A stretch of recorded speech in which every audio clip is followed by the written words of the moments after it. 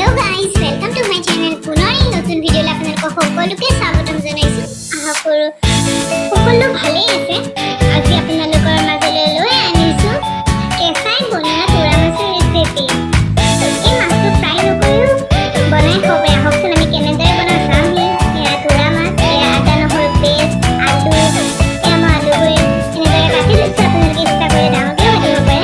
এয়া পিঁয়াজ, এয়া হালধি, জলকীয়া গুড়া, জিৰা গুড়ি আৰু এয়া মাছখিনি মই এনেদৰে পিচ কৰি লৈছোঁ। মাছখিনি আহকচোন এতিয়া কেনেদৰে কি কৰোঁ চাওঁহি। প্ৰথমে এখন মই কেৰাহীত তেল গৰম হ'বলৈ দিছোঁ। তেলখিনি গৰম হোৱাত মই এয়া কেঁচা আলুখিনি দি দিছোঁ। এতিয়া আলুখিনিত নিমখ হালধি দি দিম আৰু এতিয়া মই ভালদৰে এইখিনি ৰঙচুৱা হোৱালৈকে ভাজি ল'ম। এইখিনি ভালদৰে মই ৰঙচুৱা হোৱালৈকে ভাজিব দিম। এনেদৰে বনাই খাবচোন, খুবেই ভাল লাগে খাই। ফ্ৰাই নকৰিও এনেদৰে খাই খুবেই সোৱাদযুক্ত হয়। আচলতে আমি মাছবোৰ বেছিভাগ ফ্ৰাই কৰিয়ে খাওঁ, কিন্তু এনেদৰে খায়ো বহুত ভাল লাগে।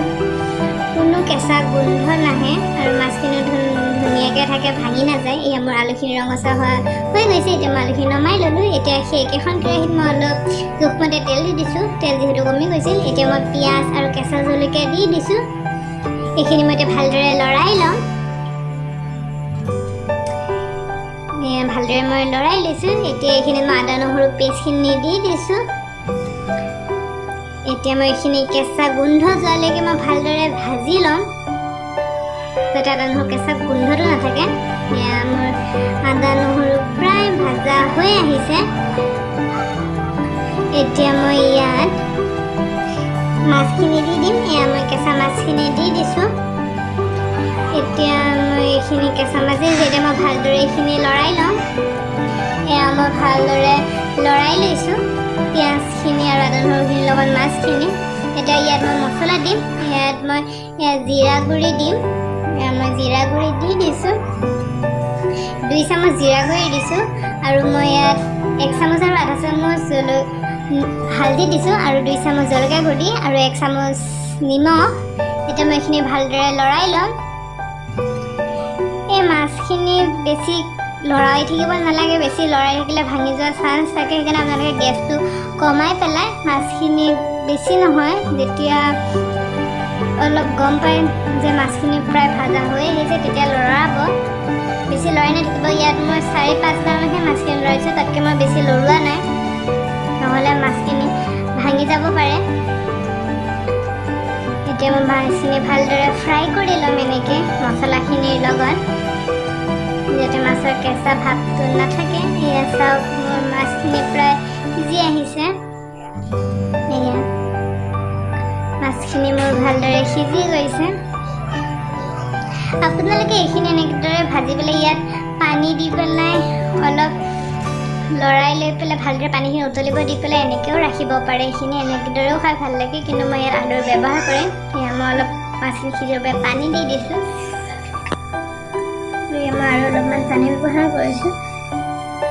এতিয়া এইখিনি উতলিব ধৰিছে। মই ইয়াত অলপ জলকীয়া গুড়ি দি দিছোঁ, যিহেতু জ্বলা অলপ কম হৈছিল। আপোনালোকে প্ৰয়োজন সাপেক্ষে জ্বলা দিব। মোৰ মাছখিনি প্ৰায় হৈ গৈছে। আপোনালোকে এইখিনি আৰু অলপমান উতলাই পেলাই এনেদৰেও খাব পাৰে, ধনিয়া পাত অলপমান ব্যৱহাৰ কৰি। মাছবোৰ সিজি গ'ল ধুনীয়াকৈ।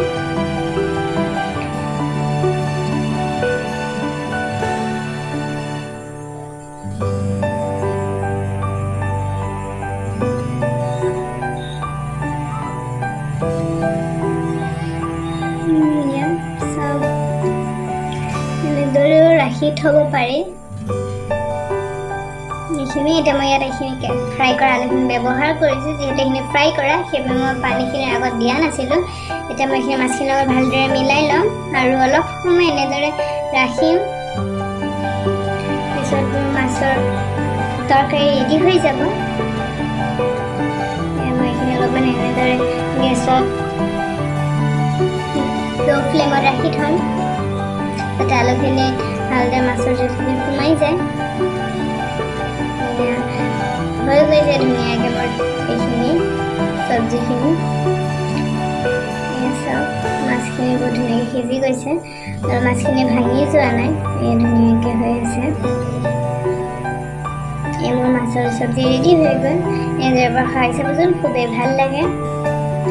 ভিডিঅ'টো চাই থকাৰ বাবে বহুত বহুত ধন্যবাদ। ভিডিঅ'টো ভাল লাগিলে লাইক শ্বেয়াৰ ছাবস্ক্ৰাইব আৰু কমেণ্ট কৰিবলৈ নাপাহৰিব আৰু কাষতে থকা বেল আইকনটো প্ৰেছ কৰি অল কৰি দিব।